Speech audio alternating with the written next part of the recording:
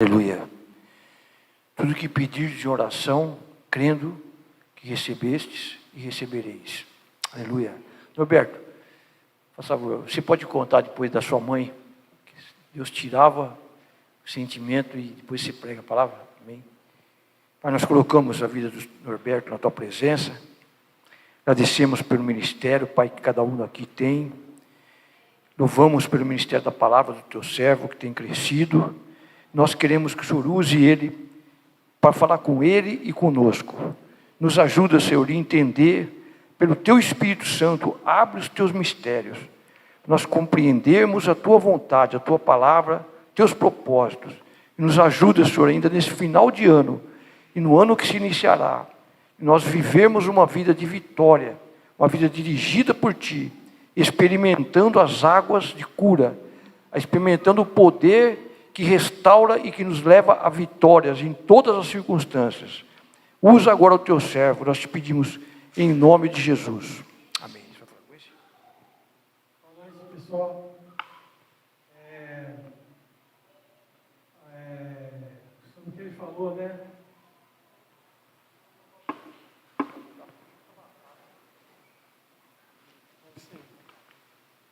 Alô, esse está melhor.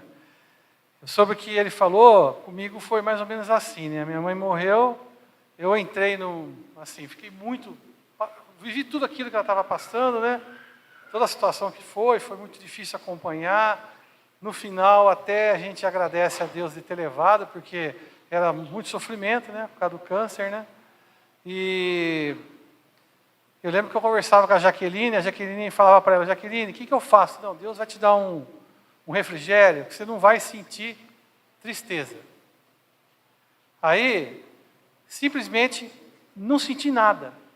Não sentia tristeza, não sentia nada. Passou assim umas 2 semanas nessa situação, 1 semana mais ou menos, fiquei com peso na consciência. Aí liguei para a Jaqueline de novo, falei: Jaqueline, me ajuda no seguinte, numa oração. Ela falou: o quê? Eu falei: eu estou com peso na consciência, eu quero sentir a morte da minha mãe. Vamos orar. Orou, meu Deus do céu, Pai, que sofrimento. No outro dia liguei para ela de volta: vamos voltar ao que nós combinamos? Aí oramos de novo e tirou de novo. Essa Jaqueline era uma coisa mesmo, né, gente? Eu queria falar hoje, quero trazer uma palavra hoje sobre a face desejável de um cristão. Então eu queria falar algumas coisas para vocês, que é para a gente no corpo de Cristo. No corpo que eu falo, é o corpo todo, não é aqui dentro da igreja só, da nossa, tá? E também eu queria falar com vocês um pouco depois sobre alguma coisa daqui da El Shaddai. Tá legal? Então, por favor, abram a Bíblia de vocês, que foram acompanhar, em 2 Crônicas 25:1. Eu vou falar um pouco sobre Uzias, o rei Uzias. Vou falar um pouco sobre Amazias, o pai dele. Tá?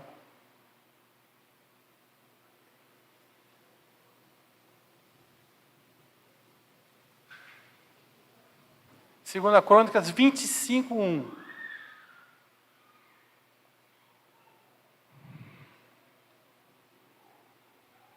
Bom, o que está falando aqui em 2 Crônicas 25:1?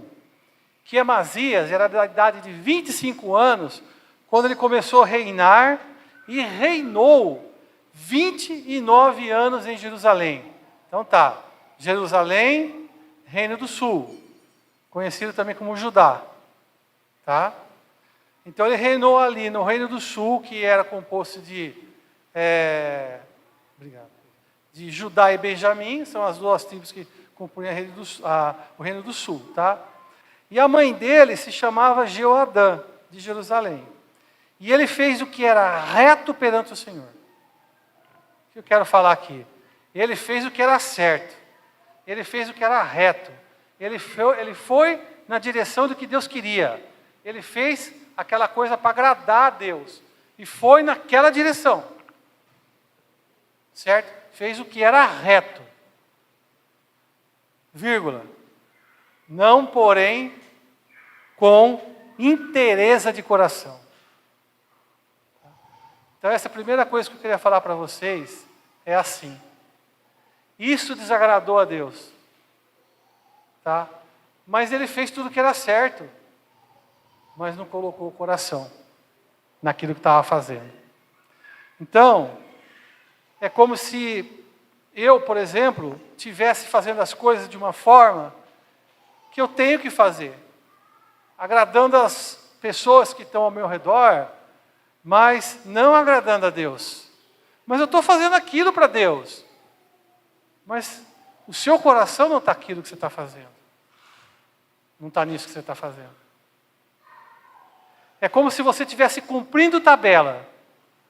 Acho que vem do futebol isso, né? Tipo, vou cumprir tabela, já não ganho nem perco mais, vou jogar por jogar.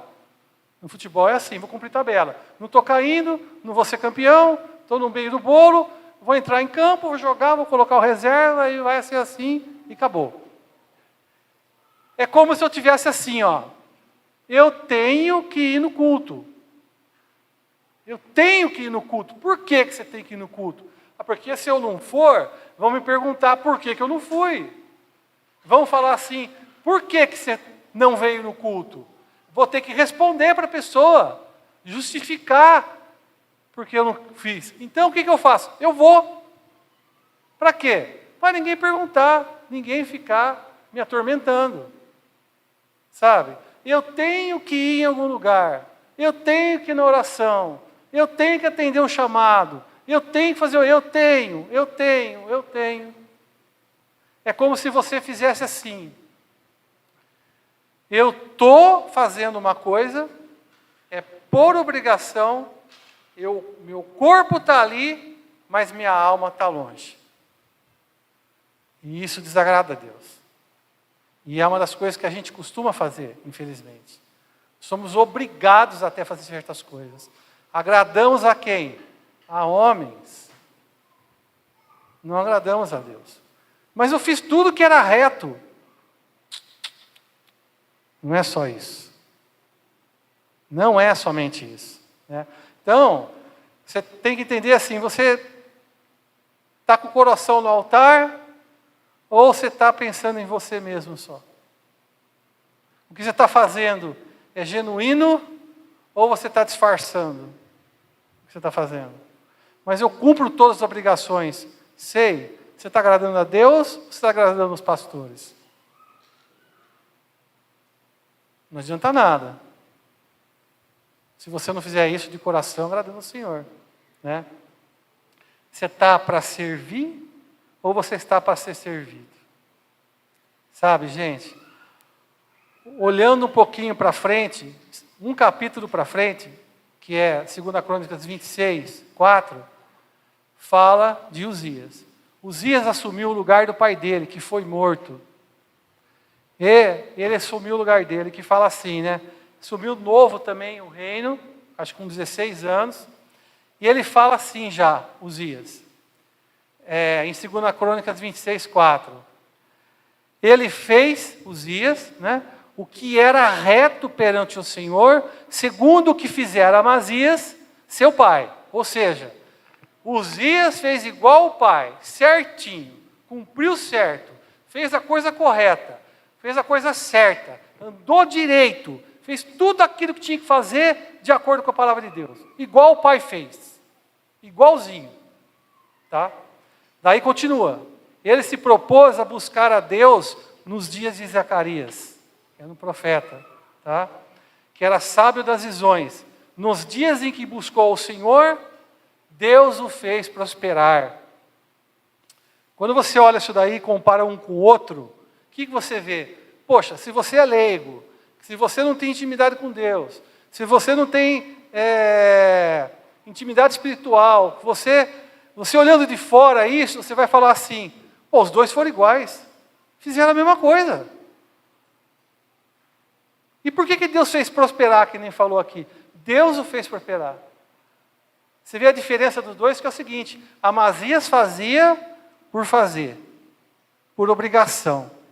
E Uzias buscou o Senhor. Até ele falou aqui de Zacarias. Provavelmente Uzias se relacionava com Zacarias. Zacarias, vão buscar o Senhor. Provavelmente Uzias trabalhava com ele, com o profeta, e buscou a Deus. Uzias derramou o coração no altar. Uzias não fazia porque era certo, ele fazia porque o coração dele estava naquilo que era certo. E Deus o fez prosperar. Tá? E como ele fez prosperar? Olha, eu vou ler para vocês uns versículos. Que ele saiu e guerreou contra os filisteus, quebrou o muro de Gade, de Jabiné, de Asdod. Ele edificou cidades no território de Asdod e entre os filisteus. Deus o ajudou contra os filisteus e contra os arábios que habitavam em Gurbaal e contra os meunitas. Os amonitas, eles deram presente a Uzias, porque o nome dele já estava se espalhando pelo Egito. Porque se tinha tornado forte. Também Uzias edificou torres em Jerusalém, na porta da esquina, na porta do vale, na porta do ângulo, e as fortificou. Ele edificou torre no deserto, cavou cisterna porque tinha gado demais. Deus enriqueceu o povo. Porque Deus ajudou, porque Uzias derramou o coração. Né? Nos montes e nos campos férteis, né? Ele tinha também lavradores e vinhateiros, porque era amigo da agricultura. Tinha um exército de homens destro em armas, que saíam à guerra em tropas, segundo o rol feito pelo escrivão Jeiel e Maazéias, oficial sob a direção de Ananias, um dos príncipes do rei. O número total dos cabeças de famílias e homens valentes era de 2.600.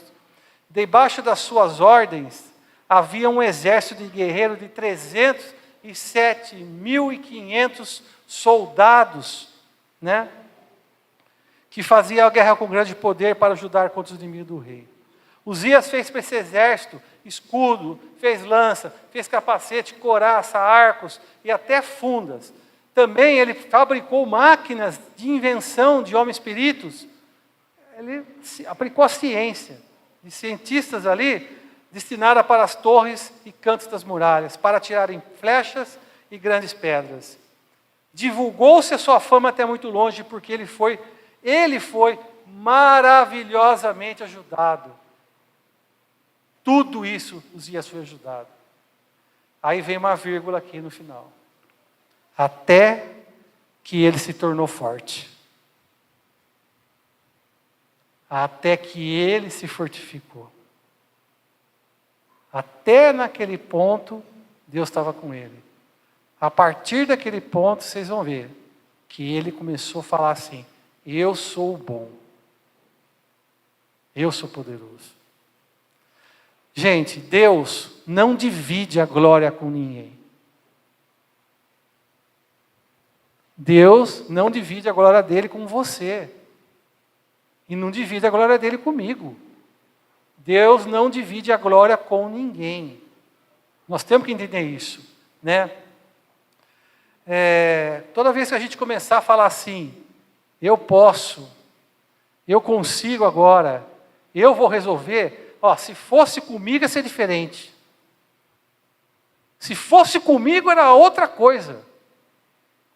Toda vez que você fala assim, eu faço porque eu posso, porque eu sou capaz, sou inteligente, você sai debaixo da cobertura de Deus. Porque você está falando assim, dá licença que agora é comigo. Foi exatamente o que Uzias fez. Nós temos que entender quem é o centro das coisas. Tá? Em 2 Coríntios 12:10, lá no final do 12:10, fala assim, porque quando eu sou fraco, então é que eu sou forte. Olha, para mim era assim, Deus aqui, Uzias aqui. Quando se fala fraco aqui, não quer dizer fraco de fraqueza de músculo. Não é esse tipo de coisa. Não é capacidade intelectual também. É a sujeição sua perante ao Rei dos Reis, falando assim, só tu sabes o que é bom, o melhor para mim. Só tu podes comandar a minha vida. Enquanto Uzias buscava Deus, estava sobre a unção dele, Uzias estava se colocando como fraco e dependente do Senhor. E aí Uzias era forte, que prosperava, que cresceu, que desenvolveu, que ficou rico, que fez o povo ficar bem. A partir do momento que Uzias se fortaleceu, agora sou eu, agora você é fraco.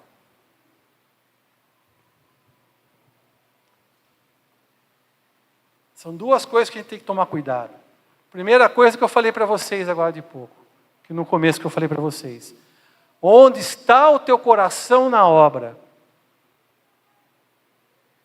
Ah, vamos marcar uma reunião aqui toda terça-feira para orar? Vamos. Aí chega aqui e vem uma pessoa só. Na outra não vem ninguém. E por que você não veio mais? Ah, porque não veio ninguém. Quer dizer que você não vai porque não veio ninguém? Quer dizer que você serve a eles? Você não serve a ele? Ô gente, não vai ninguém, não vai, problema deles. E você na obra? E você com o Senhor? É você com Deus, sou eu com o Senhor. Eu não posso depender de ninguém, não. Se todo mundo faz errado, você faz certo. Se todo mundo atrasa, você chega na hora. O atraso de um não justifica o seu atraso. Porque você serve a Cristo, você não serve a homens. É a Ele, é o Senhor, o Rei da Glória. É esse que nós servimos. Sabe, nesse caminho, nesse caminhar nosso aí de cristão, a gente sabe, Deus troca o nosso coração. Ele tira o coração de pedra que a gente tem e coloca um coração de carne. Mas se você quiser, você pode pegar o coração de pedra de volta. Foi isso que Uzias fez. Pegou o coração de pedra de volta. Chegou lá na frente e falou assim, agora sou eu. Sabe, gente, o reino não é sobre nós, não. É sobre Cristo. O centro da comunidade Shaddai não é ninguém, nenhum homem. É Deus. Na sua casa, você como líder, ou seja, você esposa, como fiel, ajudadora, não é você nem seu marido, é Cristo que reina. Cristo reina. Você não reina. Cristo reina. Eu não reino. Quem reina é Cristo. É isso que nós temos que entender. Não é sobre nós a vida. Ai, sou eu. Que é você o quê? Imagina você com seus probleminhas. Eu, o problema meu que é perto de tudo que acontece é um cisco reclamando para Deus. Sendo que a gente não faz a parte nossa. Porque dele, por ele e para ele são todas as coisas. Não somos nós, é por ele. No versículo 16, fala assim de Uzias, mas ele havendo se fortificado já, ou seja, se fortificou, ele exaltou-se o seu coração para a sua própria ruína. O orgulho, a arrogância, a prepotência precede a queda. Eu nunca vi uma coisa tão rápida de acontecer quando você sobe na tamanca. É chão. É rápido. É um negócio inacreditável. Né? Ele exaltou-se no coração para a sua ruína e cometeu transgressões contra o Senhor seu Deus, porque ele entrou no templo do Senhor para queimar incenso no altar do incenso. Por que ele fez isso? Porque ele era o cara. Eu mando. Eu mando. Eu posso. Eu sou o máximo. Eu sou o líder. Eu mando. Eu mando, vocês obedecem. Foi isso que ele fez. Chegou no ponto que ele falou assim, peraí, eu vou lá. Por quê? Porque eu quero, O que vocês pensam que vocês são? Só que quando isso aconteceu, gente, que, assim, até eu olho essa situação aqui, eu vejo a misericórdia de Deus na situação também, né? Quando o Uzias entrou no templo, aí vem assim, deixa eu ler aqui, né? O profeta, porém o sacerdote Azarias, entrou em seguida. Uzias entrou para colocar o incenso, com o incensário lá no altar de incenso. O Azarias, que era o profeta, que era o sacerdote, entrou em seguida e com ele mais 80 sacerdotes, homens de maior firmeza, e resistiram a Uzias. Quem era o líder dali? O líder ali era Uzias. Certo? Era o rei. Ele tira, ele põe. Ele coloca sacerdote, ele tira. Ele muda o templo de lugar se ele quiser. Mas, respeita a autoridade. Sim. Mas desde que a autoridade respeite a palavra de Deus. Então, aqui que eles fizeram, então, eles resistiram a Uzias e falaram assim: Uzias, seguinte, olha, não compete a ti queimar incenso perante o Senhor. Mas isso é dos sacerdotes, que são filhos de Arão, que são consagrados para essa atividade. Então, Uzias, sai do santuário, porque você está transgredindo. Isso aí vai ser ruim para você, vai ser ruim para a sua honra. Então, gente, a primeira coisa que eu queria falar é o seguinte para você aqui. Tá? Autoridade, respeito às autoridades. Não confunda falta de educação com você não respeitar uma autoridade. Tá? Se alguém chegar para mim e falar assim, Beto, faça isso, e isso estiver fora da palavra de Deus, eu vou falar assim, ó, não vou fazer. Você me desculpa, mas não vou fazer. Eu respeito sua autoridade, mas você não tem mais autoridade que Deus. Primeira coisa que a gente tem que pensar nisso. Então, ó, assim, não é assim, só porque uma autoridade fala para você fazer uma coisa errada, você vai fazer. Olha, Uzá estava levando a arca, a pedido de Davi, certo? No carro de boi. Quando Uzá encostou na arca, quem morreu? Uzá. E Davi? Morreu de velhice nos braços de uma donzela. Se por acaso Azarias tivesse se submetido à orientação do rei, Azarias ia responder por isso. Tenho certeza que iria chegar e falar, Azarias, você é o sacerdote, você sabe. Uzá devia ter feito o seguinte, como que manda levar a arca? Sacerdote, como é que leva a arca, sacerdote? Olha, tem que ser assim, tem que levar no ombro, tem que fazer desse jeito, tem que andar um tanto, tem que sacrificar. Ô, senhor Davi, senhor me desculpa, senhor rei, sua majestade, eu não farei isso. Não farei. Não, mas eu estou mandando, eu sou líder, eu sou poderoso, você tem que fazer. Não tem não. Uzá estaria vivo. É uma questão de posicionamento, não é falta de respeito, gente. Não é falta de respeito, tá? Eu vejo que nesse ponto aqui, até esse ponto aqui, Uzias teve chance. Não tinha acontecido nada com ele ainda. O que aconteceu? Ele se perdeu, na sua própria arrogância ele se exaltou, no coração dele ele cresceu, e ele começou a resolver fazer coisas que ele não devia fazer, ele atropelou a palavra de Deus, né? Entrou no tempo para fazer as coisas, e até aqui não tinha acontecido nada com ele. O que aconteceu? Versículo 19. Então Uzias se indignou.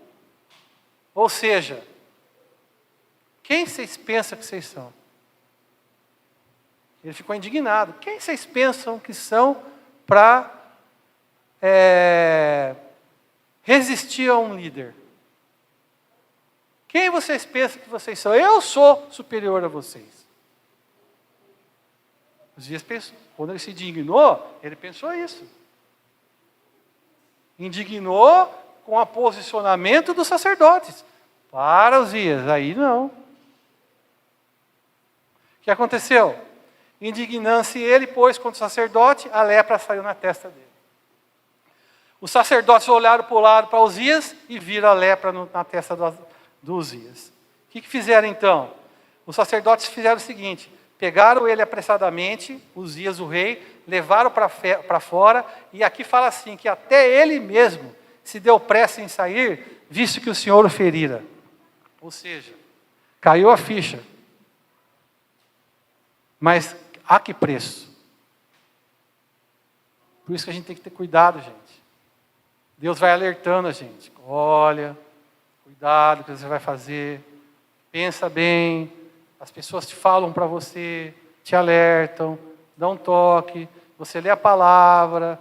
O Senhor incomoda seu coração. E você insiste, insiste, insiste, até que a iniquidade, a medida da iniquidade de Deus, seja alcançada. Assim, ficou leproso o rei Uzias até o dia da morte dele. Ele morou por ser leproso numa casa separada, porque foi excluído da casa do Senhor. E Jotão, seu filho, tinha a seu cargo a casa do rei, julgando o povo da terra. São dois extremos. Amazias, ele nunca colocou o coração. Uzias colocou o coração, mas se converteu a ele mesmo. Dois extremos, que a gente tem que tomar cuidado e olhar. Quanto mais você cresce, mais você tem que achar que você é dependente de Deus. Quanto mais você cresce, essa é a sequência certa. Quanto mais você se desenvolve, quanto mais você conhece a palavra, quanto mais você tem intimidade com Deus, menor você tem que ser. Diminui de tamanho, vai diminuindo. Porque quanto mais você conhece a palavra de Deus, mais você tem que ver que você é insignificante, que nem a Michelle acabou de falar. Esse é o caminho certo. Quero ler alguns versículos para vocês. Romanos 12, 9. Fala assim: o amor, isso é a dica, nós no corpo, que o amor seja sem hipocrisia entre nós. Sabe aquele negócio? Você falta, a pessoa chega para você e fala assim: olha, você fez tanta falta, mas tanta falta. Só que você está no culto, a pessoa não fala oi, nem boa noite para você. Mas que falta que é essa que eu faço? Que o amor seja sem hipocrisia. Certo? Detesta o mal, se apega ao bem. Amai-vos com amor fraternal, preferindo-vos uns aos outros. Ou seja, vai você. No zelo, que quer dizer cuidado, tá? No zelo nosso, você não seja remisso. Ou seja, não vai com o braço curto. Não vai parecendo um tiranossauro rex. Certo? Você não é um T-rex. Você tem que ser fervoroso em espírito, servindo ao Senhor. Se alegrar na esperança, ser paciente na tribulação, perseverante na oração, compartilhar as necessidades uns dos outros. Olha, está precisando de alguma coisa? Vamos ajudar. Não é a função só do pastor Amir isso daí não, gente. Certo? Praticai a hospitalidade, abençoai os que vos perseguem, e abençoai e não amaldiçoais. Sabe, gente, às vezes a gente... Bom, alegrai-vos com os que se alegram e chora com os que choram. Tende o mesmo sentimento um para os outros. Ou seja, vem dois. Ai, lindinho, maravilhoso, fofinho. Oi. O outro. Vai gerar ciúme, gente. Vai gerar problema na igreja. Vai gerar coração ferido. Se você fica com esses negócios, essa babação toda, ai, filhinho, o outro também tem essa mesma coisa. Pisa no freio um pouco. Ou se não, chama a pessoa num canto que ninguém está vendo, aí você fala, ai, ai. Se derrama. Entendeu? Não seja orgulhoso, seja humilde. Não seja sábio aos próprios olhos. Certo? Ah, eu sou incapaz, eu sou inteligente, eu sou poderoso. Eu sou isso, eu sou aquilo. Sabe? Não pague o mal por mal. Se alguém fizer mal para você, você não faça mal para a pessoa. Esforça a fazer o bem perante os homens. Se depender de você, tenha paz com todo mundo. Não vingues, não vos vingueis. A pessoa fez mal para você, vou pagar a mesma moeda. Não, não é assim que fala. Dai lugar à ira no lugar. Fica bravinho. pode ficar bravinho. Bate o pé, fica nervoso, mas não vinga. Sabe por quê? Porque o Senhor fala assim, ó, que a mim me pertence a vingança, eu é que retribuirei. Mesmo porque a nossa capacidade de se vitimizar é uma coisa inacreditável. Você chega com uma pessoa e fala assim, por que vocês brigaram? Ah, eu sou bom, ele fez isso, ele fez isso, ele fez isso, ele fez isso. E você? Não, eu não fiz nada, eu só sofri. É o Senhor que vai julgar o que você fez. E o Senhor discerne o coração. Certo? Pelo contrário, hein? Se teu inimigo tiver fome, dá de comer. Se tiver sede, dá de beber.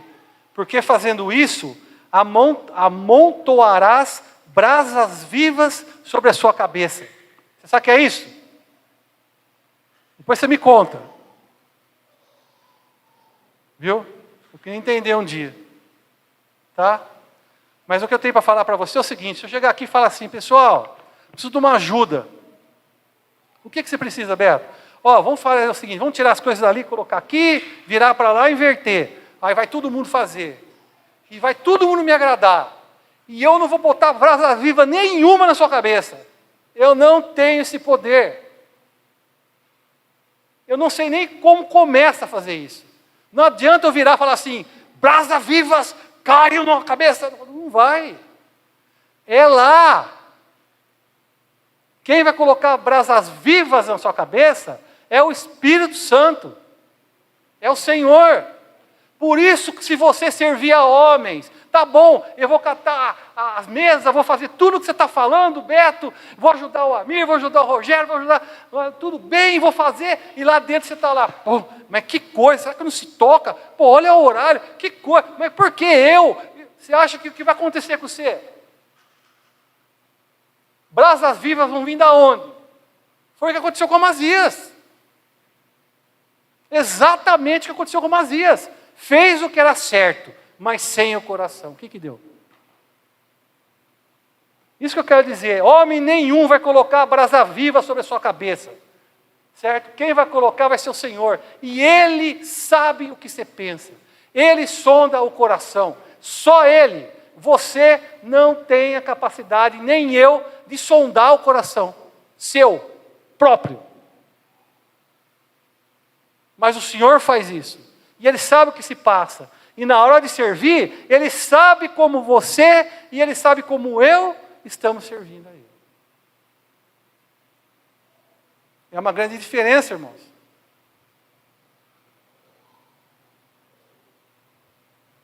Nosso andar e servir tem que estar acompanhado de nosso coração. Tem que estar acompanhado. Nós temos que lembrar que as coisas não são tão fáceis para nós, porque nós nos convertemos, nós aceitamos Jesus, batizamos, nosso espírito foi vivificado, 100% convertido. A nossa alma começa um processo de conversão. E nosso corpo, não. Só na ressurreição. Só na nossa ressurreição. Então, por esse período das nossas vidas, que nós vamos ter que converter nossa alma, nós temos duas realidades dentro de nós. A de Deus e a adâmica, a de Adão. Não é fácil. Temos que vigiar nosso coração por causa disso. Olha, eu sempre gosto da história do Elias, Eliseu e Geazi. Para mim Elias era o profeta que tinha um ajudante, que era Eliseu. Elias faleceu, foi recolhido, né? Uma carruagem, né? Eliseu tinha um ajudante que era Geazi. Compara, gente, como era Geazi com Eliseu e como era Eliseu com Elias. Compara, gente. Lembra da história lá que o general Ciro, o Naamã, estava com lepra e foi lá conversar com Eliseu, pedindo para ser curado? Eliseu falou para ele assim, nem falou, né? Mandou Geazi falar, né? Fala lá para ele lá e tal. Geazi falou, ó, meu senhor falou para você mergulhar 7 vezes no rio. Ele relutou, ele reclamou, ele foi embora reclamando. Aí chegou lá na frente e falou, os filhos convenceram ele, né? Ele falou, vou mergulhar. Ele foi curado. Aí falou, volta, vamos lá no Eliseu. Ô Eliseu, eu vim aqui te agradecer que você me curou, tal. E eu quero deixar para você esses presentes aqui. Né? Pagou o trabalho do Eliseu, né? Eliseu falou, não quero nada não. Pode levar embora. Não, mas eu faço questão. Não. Beleza. Naamã virou as costas e foi embora. Lá na frente, Geazi correu, saiu debaixo do Eliseu, teve certeza que Eliseu não estava olhando ele, foi lá, falou para ele assim, olha, meu senhor pensou bem, então, a gente queria uma ajuda mesmo, tá bom, então leva aqui vestes, festivais, e não sei o que mais, e talentos, não sei do que, prata, sei lá, exatamente o que era, né? Aí, Eliseu, o que o Geazi fez? Pegou tudo aquilo, escondeu, e foi lá, né? Tá Eliseu, beleza. Onde você estava, Geazi? Estava por aí, fui ali e tal, estava vendo o jogo do Flamengo do Palmeiras, não sei o que e tal. Aí, tá bom, então, aquela conversa vai, conversa vem. Aí o Eliseu fala assim para ele, ô Geazi, eu estava com você em espírito. E eu vi você fazer. Gente, já pensou você servir um líder desse? Que te vigia em espírito? Meu Pai do céu. Já pensou? O líder olhando para você, você lá em Bauru, o líder seu aqui em Agudos. Você está fazendo as coisas lá, o bicho está lá assim, ó, no ar, voando, olhando assim em espírito. Hein? Aí, o que aconteceu com Geazi? Lepra. Acabou. Então eu quero que você preste atenção nisso daí, nesse tipo de coisa, né? E agora, irmãos, para a última parte da ministração, eu quero falar alguma coisa para vocês sobre a comunidade agora El Shaddai, tá bom? Então eu vou ler aqui uma passagem de Gênesis, capítulo 11, que é a Torre de Babel. E fala o seguinte, ó. Ora, em toda a terra tinha...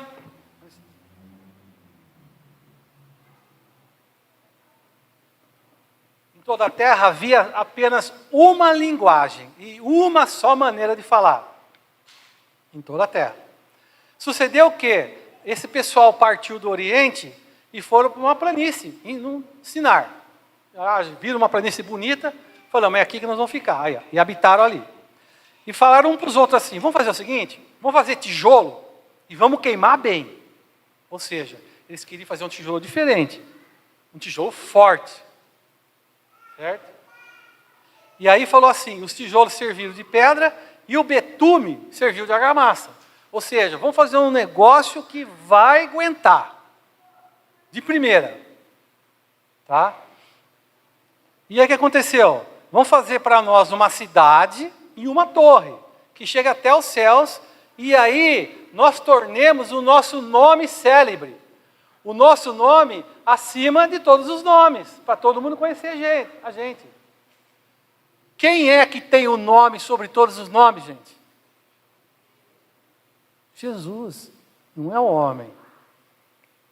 É Deus e a gente lá embaixo. Não podemos inverter essa ordem, né?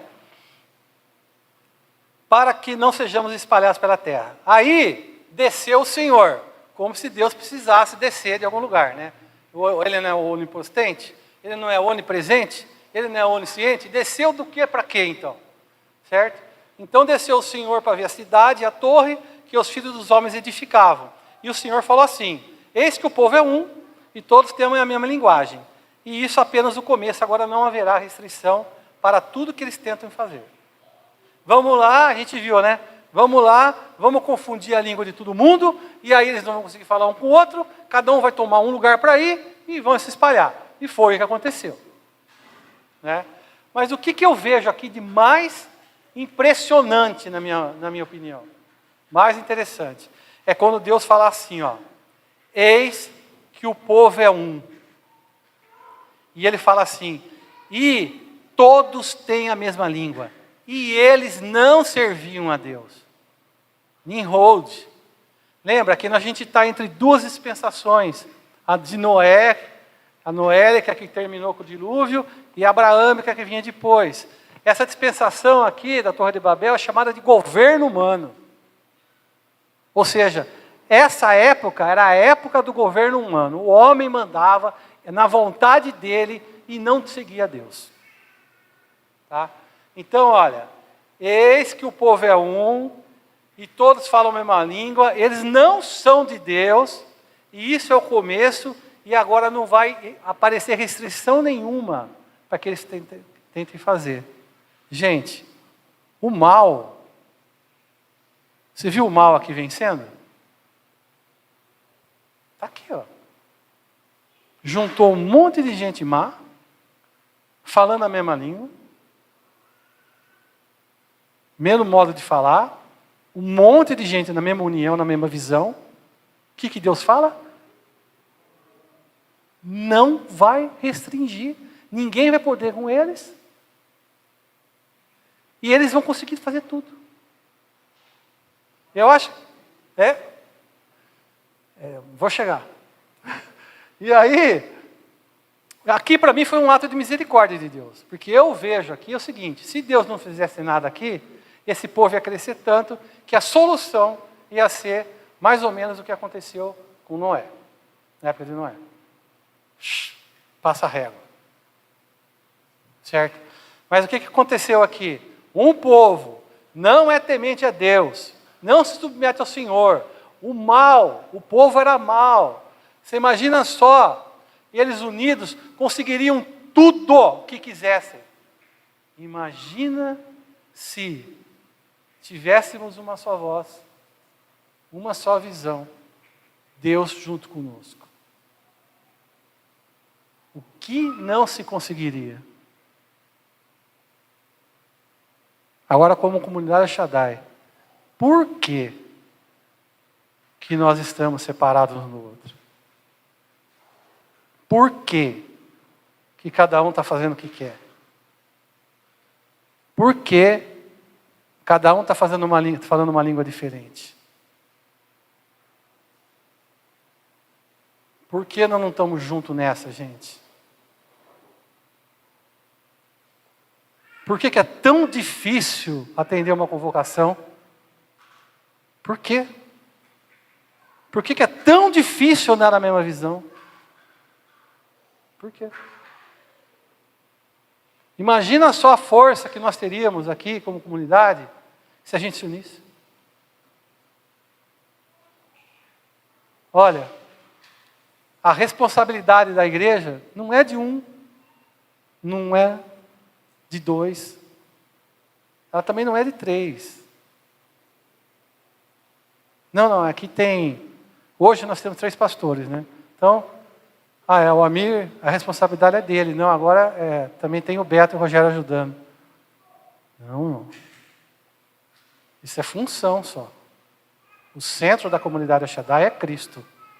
Não pode ser nenhum homem. E eu aprendi isso com o próprio Amir. Ele é o centro de tudo. É Cristo o centro de tudo. Aqui.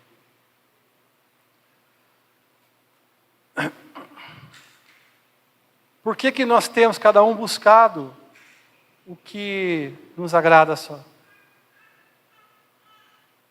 Eu quero lançar esse desafio e que você medite nisso.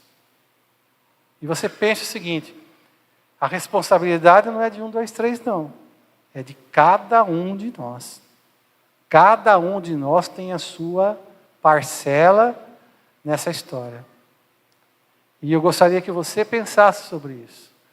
Está na hora desse povo aqui do El Shaddai se unir. E buscar o interesse de Cristo para essa comunidade. Está na hora de nós marcharmos lado a lado. De buscarmos o Senhor juntos. Buscarmos atender a vontade de Deus. Assim como Uzias fez no começo. Fazer o que é certo, derramando o coração e unidos juntos. A gente vai conseguir chegar no objetivo. Sem hipocrisia nenhuma falando. Essa palavra é para mim. E eu sempre olhava, quando os pregadores falavam isso, eu falava assim, está falando para se mostrar humilde, né? Mas na verdade ela é para mim. E aí resvalou no 6. Tá bom? Deus abençoe, muito obrigado. Eu não sou nervoso assim não. De vez em quando eu fico bravinho, nervoso, mas eu não sou assim não.